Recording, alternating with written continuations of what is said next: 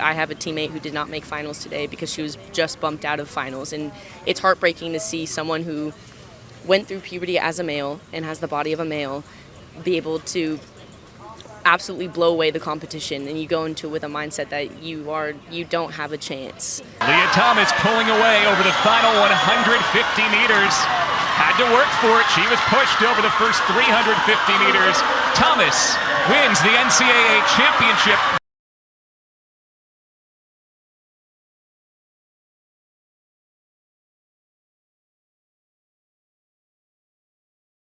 What's up guys, Derek, moreplates.com. Today we're going to be talking about the highly controversial Lia Thomas winning the national championship. She is the first known trans athlete to win an NCAA Division I title in any sport, winning the 500 freestyle at the NCAA Women's Swimming Championships. Yes, so we have a trans athlete competing against women. So this is formerly a biological male who has since decided to transition to female, and they have improved their positioning quite substantially. The fucking difference in ranking is astronomical, dude. So I had this on my to-do list from a while ago when she was smashing records. For example, 22 years old, UPenn swimmer, used to compete as a man, smashes 2 U.S. women's records in weekend competition and finishes one race 38 seconds ahead of her nearest rival. Lia Thomas, 22, won the freestyle 1650 freestyle, left rivals floundering in a 500 freestyle. Last month competed, so she's been getting a fuck ton of hype behind her in bad ways, a lot, to be honest. Like, the majority is not good press. And for obvious reason. This is an individual who previously was ranked 462nd, I believe. Here it is. Biologically, Lia holds an unfair advantage over competition in the women's category, as evidenced by her rankings that have bounced from 462 as a male to #1 as a female. Yeah, so Lia Thomas not that long ago was competing in the male division, and this isn't a situation of you barely making the cut of the threshold limits for testosterone suppression. But in addition to that, the time frame in which you need to do it, there are new NCAA stipulations in place for what you would need to be able to qualify as a trans athlete who meets, the recommended requirements essentially for qualifying for the division. And no, it's not genital surgery, believe it or not. This is, I guess, a joke that was in the subreddit. Genital surgery is medically unnecessary by the international Olympic community. So this was in response to Pennsylvanian transgender college swimmer dominates competition, sets numerous records. So the reason they're saying this as a joke is because the idea is that if you just suppress your testosterone levels enough with medication, that you do not need to remove your male genitalia. So despite the fact that you have the potential to produce male levels of testosterone, as long as you are essentially like pseudo castrating yourself with medication, you are equated to a female in performance, synthetically equated, apparently, according to the IOC. That's what they believe. And it's obviously highly controversial because if you still have a functioning motherfucking ball sack, obviously there's a lot of potential for fuckery there, especially when you have medications that are in and out of your system in a very short time frame, which we're going to be getting into shortly, of the actual pharmacology of these medications, because most people do not understand this shit when they talk about it, especially when they get into what is, why it's fair, besides the fact that you have, you're fucking taller, especially in swimming. This is, can you imagine getting, outreached by somebody who used to be a male just a few years ago, simply because they end up fucking taller because of their biological advantage during, not only through puberty do you undergo, increases in bone mineral density, myonuclei accrual through, increases in muscle mass that you would never get as a female with 10x the fucking testosterone exposure. But in addition to that, the lesser amount of estrogen exposure, reducing the rate at which epiphyseal bone closure occurs. You get taller, you have fucking longer limbs, you have better leverages, all this shit, especially when you're in this sport that is literally limb related. It's literally related to how your fucking limbs propel you through water. Do you think that having bigger lungs, a bigger heart, longer fucking arms and legs, longer fucking feet might be useful? I don't know. Does your foot get smaller when you, become transition? I don't think your foot shrinks, bro. So anyways, obviously it is, it's a highly controversial one. Ben Shapiro posted all the best women are men today on Twitter, which obviously, you know, got a lot of retweets and likes and shit. So this is Lia Thomas standing at the top of the podium, and two females looking, I don't know, kind of disappointed, as you would expect. So anyways, there is a lot to unpack here. I mentioned the ranking going from 462 to number 1. Like, it's a pretty like blatant shift in what's going on, where you have somebody who is not, you know, even close to the top of their sport, and then all of a sudden jumping to number 1, and then trying to argue that there was no performance advantage whatsoever because you suppress your test. Like, we're gonna get into it, you know, above and beyond the actual like morphologic advantages, like the actual anatomy, your organs, all of this shit that are going to retain a level of advantage just from a structural aspect, as well as an oxygen carrying aspect, ability to pull you through goddamn water aspect. We're going to get into the pharmacology, the actual hormone levels.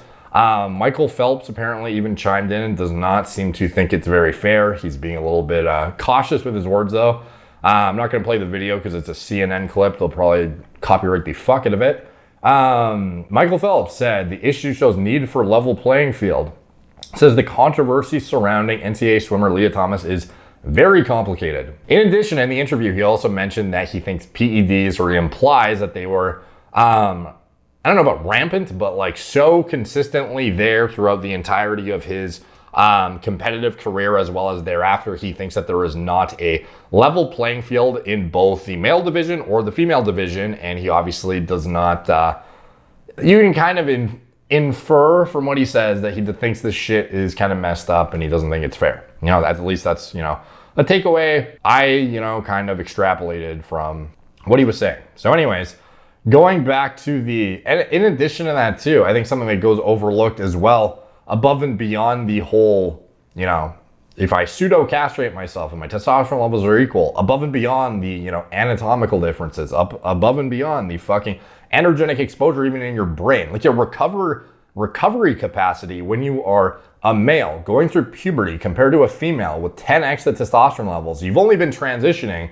for, you know, a couple years. Your peak your 20 years prior to that, you had all of the male hormones allowing you to be in the pool practicing, in competition, doing competitions, getting increased recovery from those increased test levels, ability to do things that you would never, ever be able to do as a female at a significantly heightened level. And then once you deprive yourself of those hormones, you don't suddenly go down to, oh, you never had any of that fucking skill accrual, none of that shit happened.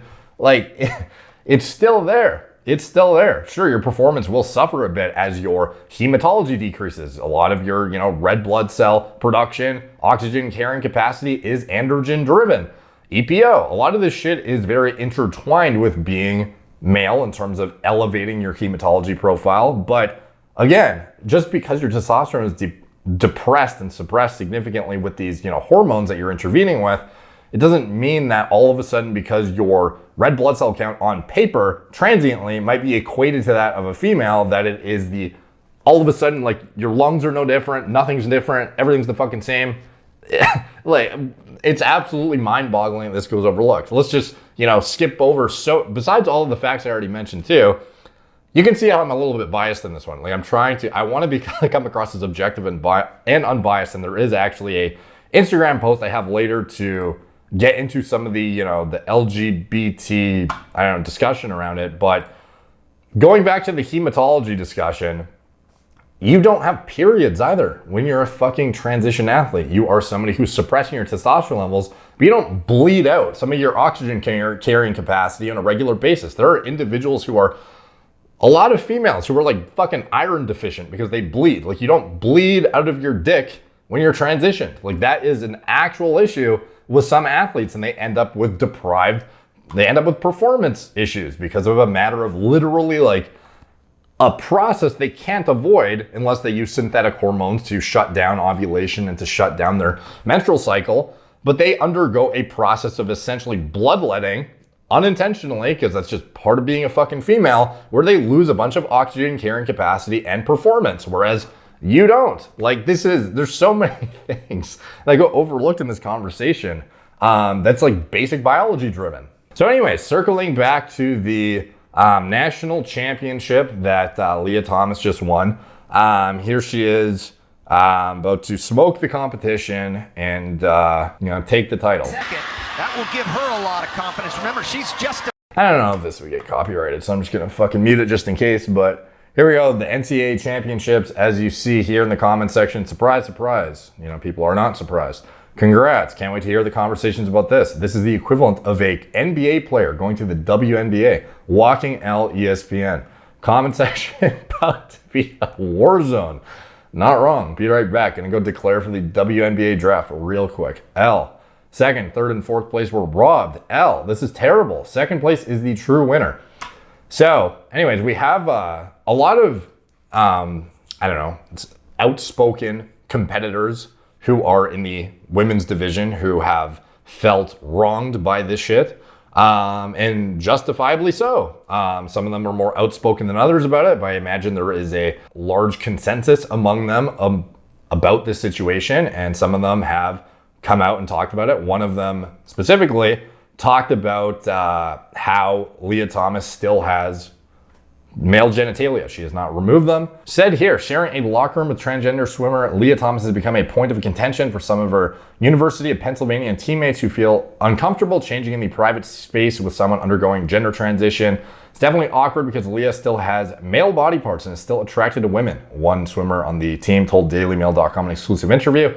Lia has told her teammates that she dates women. While Lia covers herself with a towel sometimes, there is a decent amount of nudity. The swimmer said she and others have had a glimpse at her private parts. She stated that team members have raised their concern with the coach trying to get Thomas ousted from the female locker room, but got nowhere.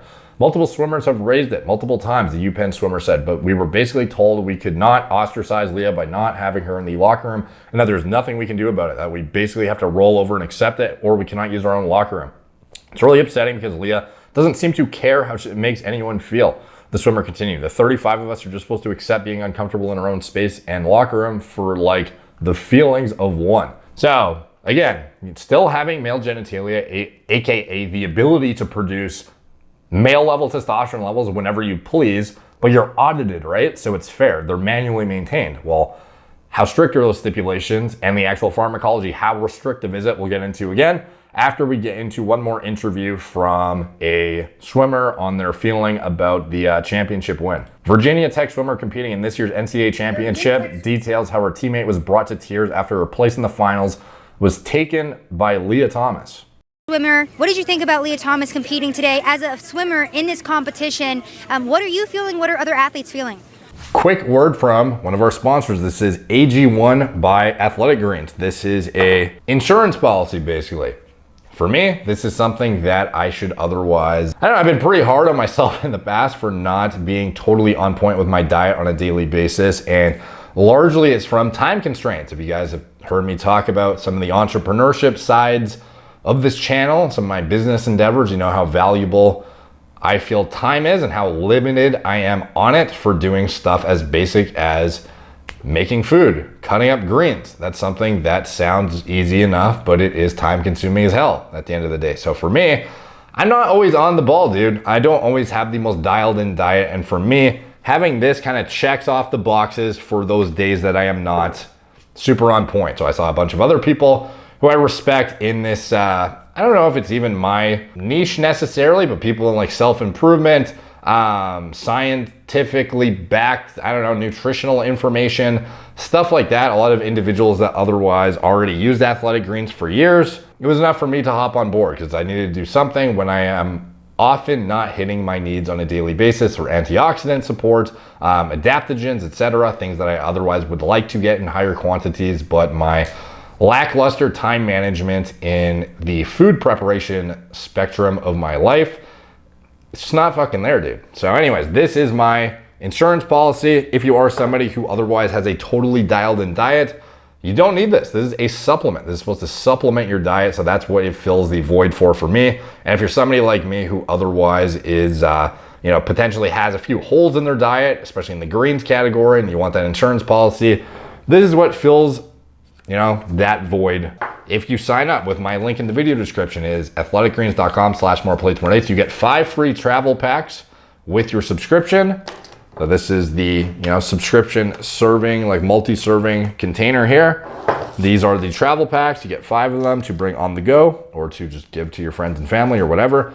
Also, a year's worth of vitamin D3 and K2. What most don't talk about with this stuff is the fact that they actually feature MK4 and MK7 in here. So this is the actually like scientifically backed, most recently scientifically backed versions of these vitamins. So this is something that is going to support avoiding calcification in the arteries or supporting the avoidance of that. This is something that encourages healthy blood flow, healthy deposition of calcium where you want it in bones rather than in your arteries. This is something that the K2 complex in addition is something I look for, just like methylfolate, to determine if a company actually knows their shit or not, or if they care if you know your shit. So when you see MK4 and MK7, you know they are actually paying attention to the literature and aren't just going with the bare minimum, cheapest version of these vitamins and minerals. So for me, methylfolate and MK7 are two go-to kind of ways I extrapolate out if a company cares about what they're doing. That is kind of the breakdown of why I use it. And I assume a lot of you guys are probably in a similar boat. So when they approached me to sponsor,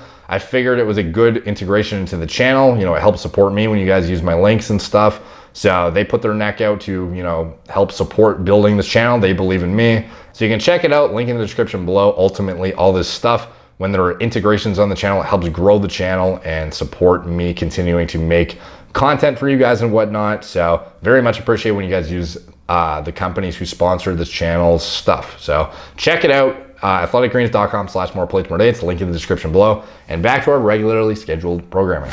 It's a common conception that we are all very disappointed and frustrated with someone who has capabilities more than us women have to be able to compete at this level and take opportunities away from other women. Like, I have a teammate who did not make finals today because she was just bumped out of finals, and it's heartbreaking to see someone who went through puberty as a male and has the body of a male be able to absolutely blow away the competition, and you go into it with a mindset that you don't have a chance, if that makes sense. Like, it's hard to compete against someone with the aerobic capacity, the muscle development, the body of a man. It's hard to think about it like that, and staying positive, I bet, for other swimmers who are in that heat is probably overwhelming. I'm not sure, I can't speak for them, but it's disappointing to see and frustrating, definitely.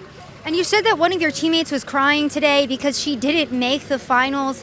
You said that she was 17th, yes, and there were 16 spots. Yes. So Lia Thomas took one of those spots. Talk to us about what your teammate was going through and that experience. She was very emotional, and it's hard to see because it's her last NCAAs, and she really loves that race, and it was just heartbreaking to see that she put all her effort into it today, and when the best time that she went in a morning session before and still not make it back. It's hard to see someone who works every day, every night, still not be able to compete against someone like that. Okay, so now let's get into the other side of the conversation here. So, she says, you have all this more muscle mass, you're, bigger, stronger, blah, blah, blah. Yeah, you do lose a significant amount of muscle when you suppress your testosterone levels. There's a reason why hypogonadal men, feel like shit. There's a reason why they have worse body composition. And when you deprive yourself of androgens when you are transitioning, yes, bone mineral density goes down. Yes, muscle mass goes down. Yes, that is indeed true. However, aside from the anatomical differences from males versus females that do not necessarily, just become shorter when you deprive yourself of hormones. Like I said, you don't all of a sudden get a fucking, half the size foot, all these things kind of, they sort of stick with you. They don't just, randomly shrink when you deprive yourself of androgens.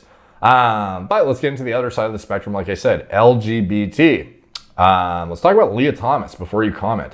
And I will give a clip of Lia Thomas talking too, where she talks about exactly what medicine she takes and how it makes it fair.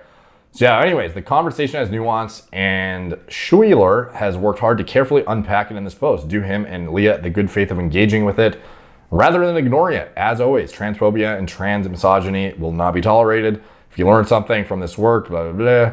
All right, so who is she? She satisfied all the regulations required to compete in the women's category. She's taken testosterone suppressants and estrogen supplements to reduce her testosterone levels to average female levels, and has done so for at least 1 year per the regulations. So yeah, the regulations are 10 nanomoles per liter, which is about 288 nanograms per deciliter for 1 year. So that means for 12 months, you have to have the levels equivalent to that of a male or lower than a male.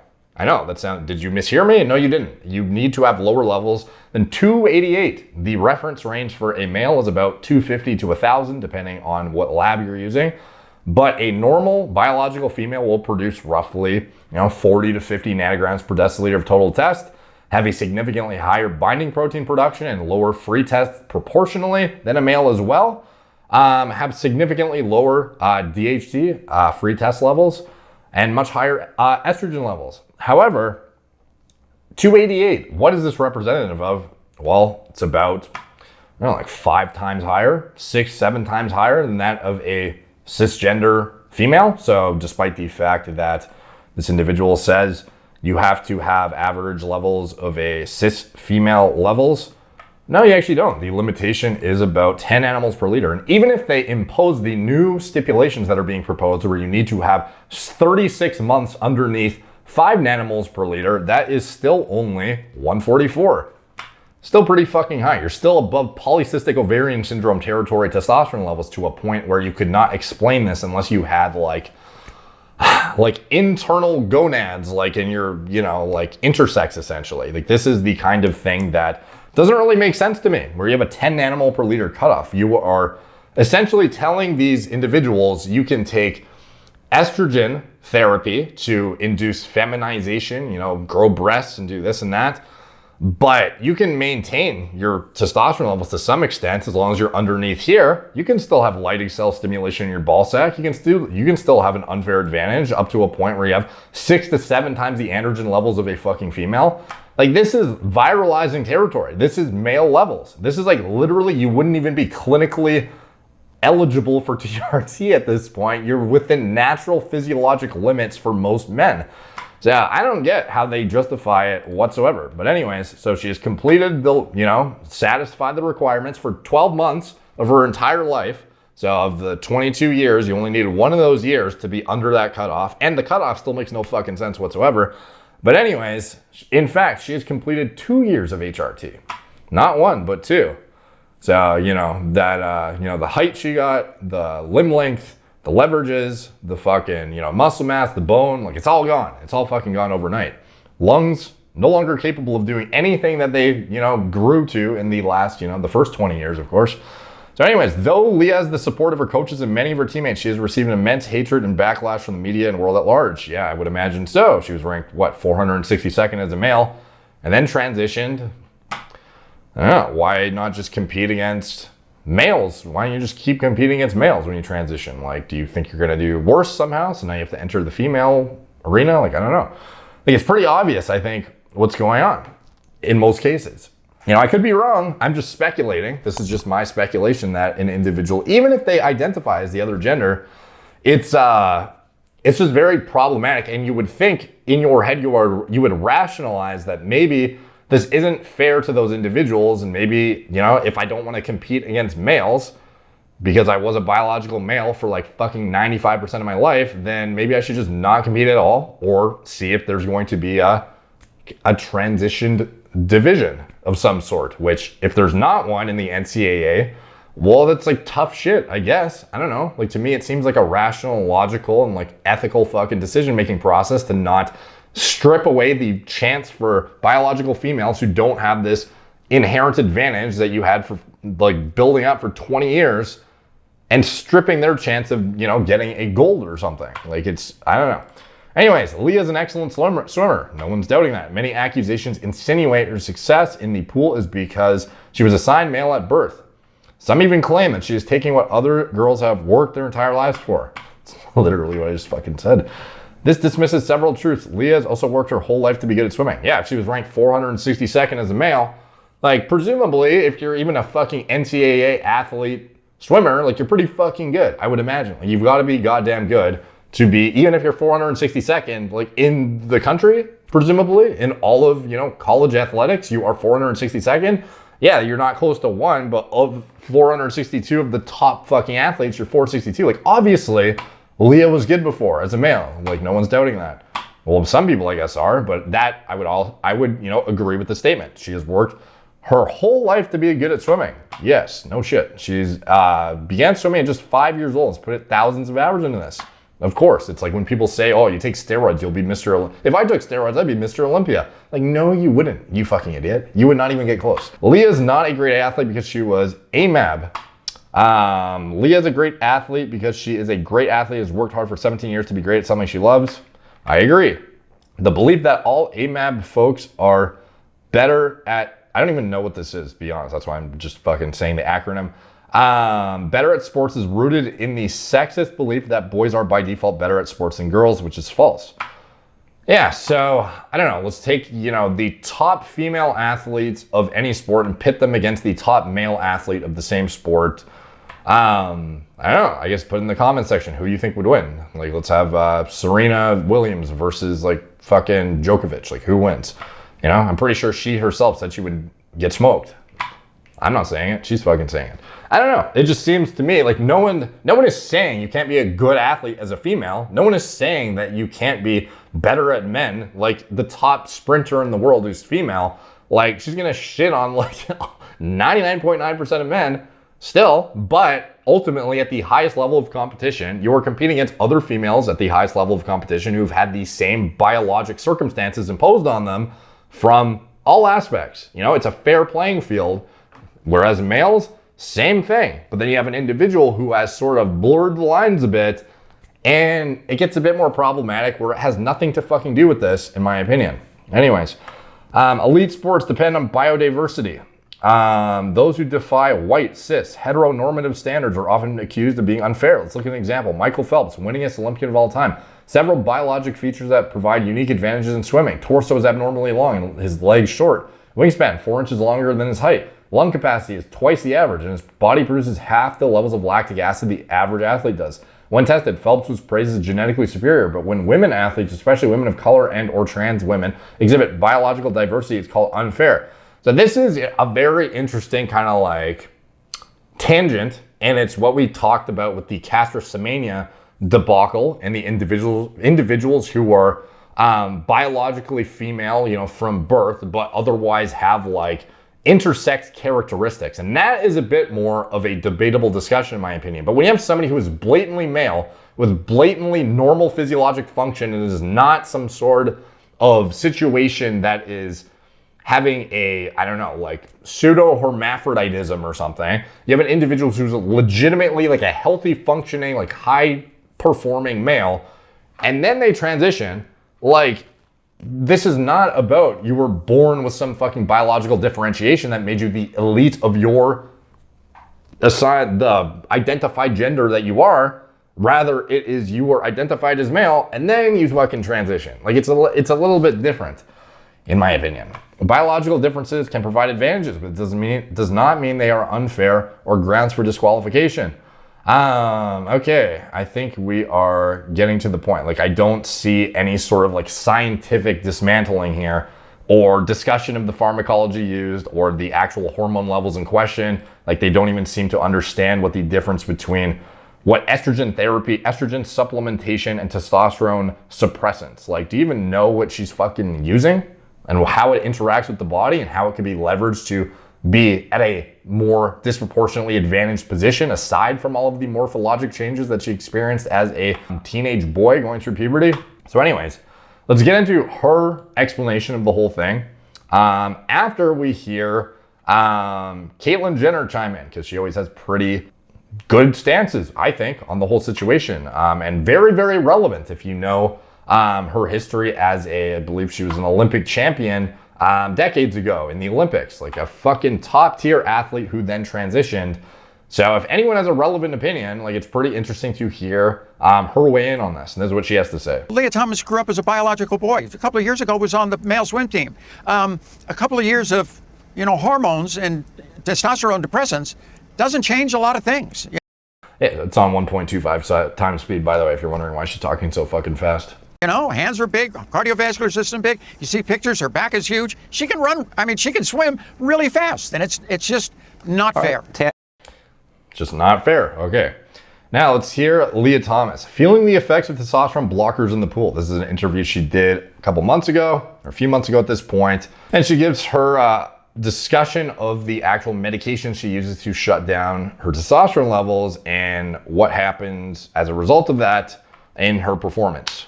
Can you tell me about how the effects you felt in the pool from that, and what training was like, through 19, through 20, and even now, and especially if you're still in hormone therapy or testosterone reduction currently? Yeah, for sure. So yeah, I continue to take estrogen and spironolactone, the testosterone blocker, as part of a daily medicine routine to, continue with transitioning, as it's an ongoing process that doesn't have, there's no clear endpoint of a medical transition. And so I continue to take those, and it's been a very interesting experience. Okay, so before getting into the effects it had on her performance and whatnot, spironolactone, also known as aldactone, this is a diuretic as well as a mild antiandrogen. It is a steroidal in nature. It occupies androgen receptors and provides antagonism and some minor inhibition of steroidogenesis, meaning it will have some anti-gonadotropic activity and prevent the production of LH and FSH. In addition to that, exogenous estradiol. So using oral micronized estradiol is the preferred modality of administering transition hormone therapy at this point in males transitioning to females, as well as the concurrent usage of an antiandrogen, which is oftentimes cyperterone acetate, but in the US it is not approved for that purpose, so they defer to spironolactone, which I think is a pretty shitty antiandrogen in my opinion. Reason being is you can literally, they've used it in hirsutism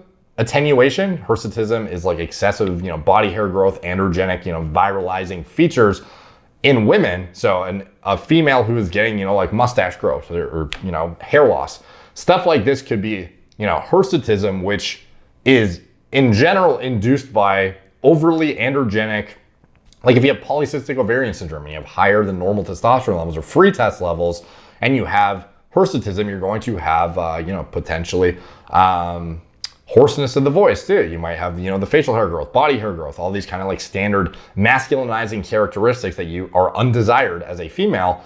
So they use things like antiandrogens to suppress that activity. Something interesting is the fact that finasteride, a 5-alpha reductase inhibitor that is literally prescribed to men widespread for hair loss prevention, is as effective for attenuating hirsutism in females as the anti-androgen spironolactone. So the anti-androgen that Lia Thomas is using is, I literally have as much androgenicity reduction from I have more androgenicity reduction from my dutasteride use for hair loss prevention than Lia Thomas has from spironolactone for androgen receptor antagonism. Like, it's not a very potent anti-androgen.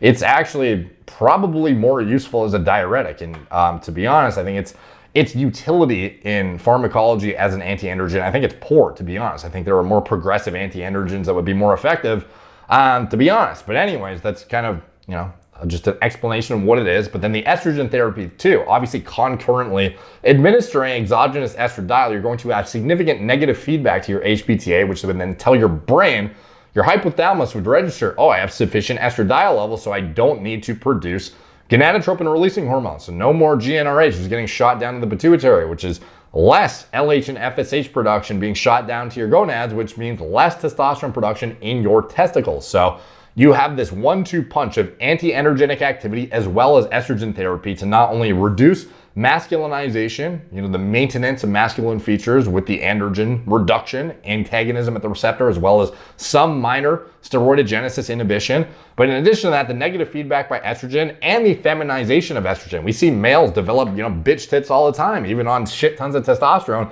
Just because you have a ton of androgenic activity in your body doesn't mean you're void of estrogenicity. So with this individual, we have a big hit of estrogen, seemingly on a daily basis, or some level of estrogen that puts them into physiologic ranges, presumably to induce feminizing feature progression, growing breasts and whatnot.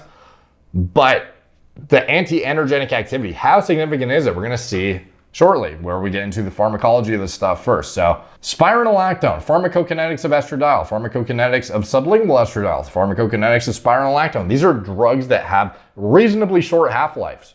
the actual stipulations of when you show up and get your testosterone tested and you have to be suppressed below this 10 nanomole per liter cutoff is actually pretty fucking loose. It is not something that seemingly is tested hardcore into competition. It's something that within 28 days, no earlier than 28 days, should you be registering as these testosterone level, exceeding these testosterone levels. You need to be tested within 28 days and have tested underneath the cutoff. But again, the cutoff, absurdly high to begin with. Above and beyond that, if you were tested within 28 days, let's just say you're tested 2 weeks out. It's like, oh, you know, you're obviously following protocol. You're obviously on your therapy. How quick are these drugs in and out of your system? It's pretty fucking quick. So let's get into the spironolactone pharmacokinetic profile. So we have levels of spironolactone after oral administration here. This is a 100 milligram dose, and we can see here in hours. This is not days. This is not weeks. This is not months. This is nanogram per milliliter levels of spironolactone. Here we go. We have one single oral dose, and we hit peak concentrations within 1 hour. Now look at this. Look how quick the drop-off is. So you can imagine how quick in and out of the system this stuff can be. Now, when you actually break down the half-life, it is 1.4 hours of spironolactone. However, there are metabolites that linger in the system, like 7-alpha thiomethyl spironolactone, as well as 6-beta hydroxy 7-alpha thiomethyl spironolactone, as well as canrenone. And these things last in the body much longer, which have this lingering gonatotropic activity, anti-androgen activity for longer spans of time. So the overall breakdown of this compound is it's still in and out of your system within 24 hours. So you have to have consistent daily dosing to maintain adequate serum concentrations to maintain this suppression effect. Because once it's clear out of your system, all of a sudden your brain's like, holy shit, need to produce sperm, need to make testosterone. We need to get shit going because we do not have enough production to adequately meet androgen receptor activation needs or enough estrogen. Because again, estrogen also in and out of your system pretty fast here too. So we have the pharmacokinetics of oral estradiol. So we have sublingual versus oral administration. They are slightly different. However, and you can manipulate the pharmacokinetic profile to a degree where you have higher spike in serum concentrations with sublingual than oral. But at the end of the day, the actual suppression of gonadotropins is relatively similar across. I believe that FSH levels are less suppressed on oral than on sublingual. So, but in general, most people are going to be just popping a pill. So you end up with a graph looking like this. You have a 2 milligram oral dose, 4 milligram oral dose, 8 milligram oral dose, and we have a spike in picogram per milliliter concentrations up to, this is about physiologic limits in men. These levels are more representative of female production, but again, this is dependent on the time of the menstrual cycle, obviously. So this is time of menstrual cycle relative to mid-cycle luteinizing hormone peaks. We have levels as far down as male levels, essentially, and then spiking up into like, you know, almost 300 picograms per milliliter, some on the upper limit of the 95 percentile range, or, you know, upwards of fucking, you know, 700 plus. But in general, we're following this kind of a structure for estradiol production in women. So again, when you go back to the pharmacokinetics of actual oral estradiol, this is what Lia Thomas is administering. She's using oral estradiol, presumably because that is the go-to therapy, you know, with concurrent spironolactone in the USA. And you have picogram per milliliter levels somewhat equating to, I would speculate, this or closer to this. Now again, look how fast it's in and out of your system. And how much suppression do you really get out of that to begin with, compared to if you were, I don't know, had your actual gonads removed. And I'm not suggesting that you do that. I'm just saying at the end of the day, this is not necessarily something that is providing some permanent level of castration like is otherwise implied. They think this therapy is, oh, you know, you manually maintain these levels all the time and you can't manipulate the system whatsoever. It's like, how frequently are you fucking testing for this shit to begin with? And how suppressive is it really? So here we have a study where transgender women were treated with estrogens. 14 were given sublingual micronized 17 beta estradiol 2 milligrams twice per day. So you can, again, like I mentioned, you can do sublingual if you want to avoid some level of organ stress. Well, organ, I mean more like liver. And get a more disproportionate spike in estradiol concentrations relative to estrone because the liver does produce conjugates quite significantly. But anyways, one subject was given 100 micrograms via transdermal patch, one given estradiol valerate injection. All but one trans women who wished to retain erectile function were administered spironolactone. All were on 50 milligrams twice daily dosing. 10 out of 15 had doses increased to 100 milligrams twice daily at the 3-month mark. So when you look at the spironolactone administrations, we had one trans woman with elevated free and total test at 6 months did not take spiro because they wanted to retain erectile function. We see the median testosterone and estrogen levels changing with therapy. So we have estradiol levels starting at 29 picograms per deciliter and going all the way up to 258. Now, total test levels, nanograms per deciliter, 405 baseline going down to 42. That is within physiologic female limits. So you can understand how, if indeed Lia Thomas is taking this on a daily basis at an adequate dose, you could indeed reduce testosterone levels to a point where it is representative of natural female levels. However, this effect is going to be transient based upon if she's taking her medications on a daily basis. Is there somebody literally like a hawk looking at her take her shit? Or could she, whenever she fucking pleases, essentially pull it out of her system, get clearance, and then have all of that negative feedback inhibition and anti-androgenic activity totally abated and be able to spike LH production to her ball sack and pulse out as much as she wants until she knows she's going to be tested again and then induces, her therapy again. And that's even like at the highest level of fuckery, whereby you are still overlooking all of the anatomical advantages, like all of the, organs that have developed over years of androgen exposure, the fucking limbs, the fucking oxygen carrying capacity, again, like I mentioned, can be limited by this androgen depression or suppression. But ultimately, again, lung size, heart size, muscle size is not, permanently destroyed. You have myonuclei accrual. You are also going to be retaining some level of muscle mass that you built up over years of training as a male, and bone mineral density and size and length and fucking, leverages that you otherwise would just never have gotten if you were a biological female for the entirety of the first 20 years of your life. So again, going back to, do you have transiently on paper equated levels when you're tested? Yeah, you do, but there is significant fuckery potential with hormone manipulation, because at the end of the day, you only have to show up when on the day of the test with your hormone levels under 288. So again, even if she was trying to get the most aggressive feminization possible, then yeah, you would probably do your daily administrations with a max dose to achieve these 42 nanogram per deciliter levels. But again, if you're competing against females and you were just a male a couple of years ago and you're trying to fucking win, what is the likelihood that you're not going to take advantage of your max cutoff too? You're within the limits, so as long as you maintain under 288, you're good, right? So what is to stop her from, even if you could achieve this level with the max dose that you're prescribed, if you're prescribed that, maybe your prescription is less than that. Maybe you actually only want to stay within, I'm just told that this is the number that is fair. I've been told it's fair, so I'll just, stick to the fair number. And no one can tell you otherwise, because this is the stipulation that these are the rules and you're just following the fucking rules. It's not your fault, right? So again, it's kind of a weird ethical boundary between, how much does she want to get an advantage over the competition versus how aggressively does she want to feminize herself and induce anti-androgenic activity? Because again, you saw even in the trial here, you have individuals who, one person wanted to maintain erectile function. So they, they did not use the spironolactone dose, So again, if you're using spironolactone and estradiol on a daily basis, does it mean that you cannot achieve these levels? Sure, at some dose, this stuff is only as a dose dependent effect in some capacity, whereby at some point you'll achieve close to near gonadotropin suppression, have your test levels crushed into the gutter at 42 nanograms per deciliter. But there is an in-between whereby we just know she's on therapy. We don't know to what degree. We don't know if her test levels are fucking 200 or 50, especially at the time of test, as long as she's under that cutoff at that time and your cutoff limit is still that of a male, it just makes no sense to me. So anyways, she says here how her performance was affected negatively.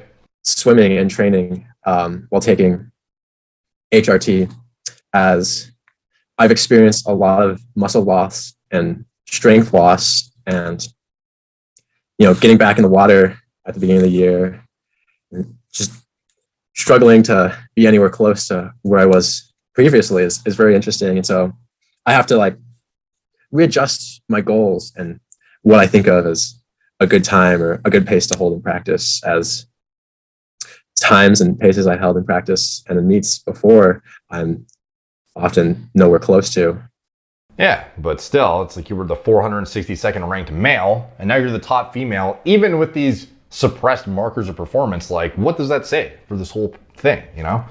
So, like, there's a lot of things I could unpack here, but I think I've done a fairly sufficient job of elucidating that even if you had max suppression through total anti-androgenic activity with this, like, relatively, I don't know, like, I don't think it's that, you know, efficacious of an anti-androgen, to be honest. And I've dug into this with elaborate detail in hair loss research. For the most potent anti-androgens, have the greatest binding affinity, the greatest binding constant, response elements, etc., have the most anti-gonadotropin activity, or steroidal, non-steroidal in structure, silent antagonist, etc.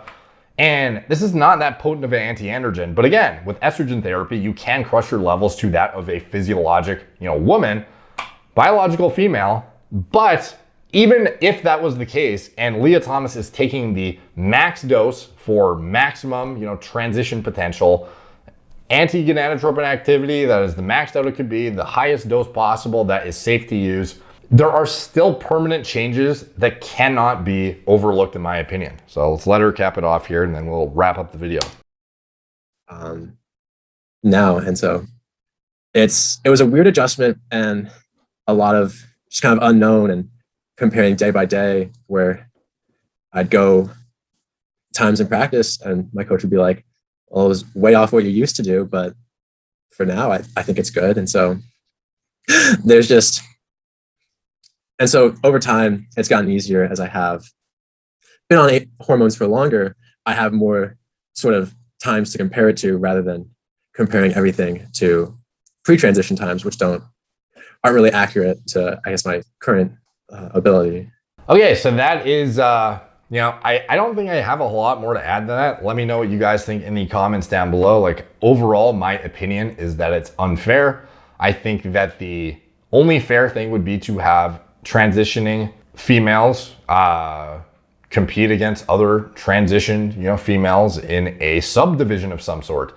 I don't think that you should be competing against biologic females who do not have the structural advantages that you have developed through your 20 years of male hormone exposure, all of the anatomical changes that are permanent, above and beyond the fuckery with the pharmacology that could occur. Giving the benefit of the doubt, let's reduce and minimize everything down to the base, totally wiping out testosterone level territory, even if you were abiding by the cutoffs, which again, like I mentioned, are all fucked up. But even if you were knowingly shutting your test levels down way below that to actually be equated to that of a biologic female, you still have these structural advantages that cannot be overlooked, in my opinion. So let me know what you guys think in the comments down below. A very controversial one, especially in this sport. I think in particular, there are advantages to be had by height, limb length, etc., that are even more problematic for the debate on this topic, in my opinion. So anyways, all the comments help the algorithm, they're much appreciated. Like, subscribe, check out my blog, moreplacement8s.com, follow me on Instagram, I'm replacement8s. Facebook, Snapchat, Twitter, TikTok, Apple Podcasts. If you want to support the channel, you can check out anything I'm associated with in the video description below. My preventative medicine and hormone replacement therapy platform, where we connect you with high quality medical providers who also stay on top of the most cutting edge literature when it comes to endocrinology, pharmacology, and this is reflected in their interpretation of elaborate diagnostics, biomarkers, and their solutions and protocols that come up with individually tailored for your needs, whether it's lifestyle interventions, dietary manipulation, sleep hygiene interventions. It's turnkey, and we are very, very in-depth, even when it comes to genetic predispositions, analysis, Dutch testing. It's quite insightful, and I do not think there is another platform quite doing it like we do. So you should check that out if you want a high quality medical provider, or just get self-service labs if you want to check out your own blood work and stay on top of your health markers and whatnot, regardless if you're natural, enhanced, somebody on TRT, not on TRT. You can check it out. It's in the video description below, as well as my turnkey pre-workout formulas that I designed myself from scratch, as well as my nootropic formulas for cognitive enhancement, mental clarity, information retention, memory formation, and anything else I'm associated with, you know, clothing company that sponsors me, hair loss prevention products that I'd recommend, and anything else I'm associated with, it's all in the video description below. Thank you guys for watching. Talk to you soon.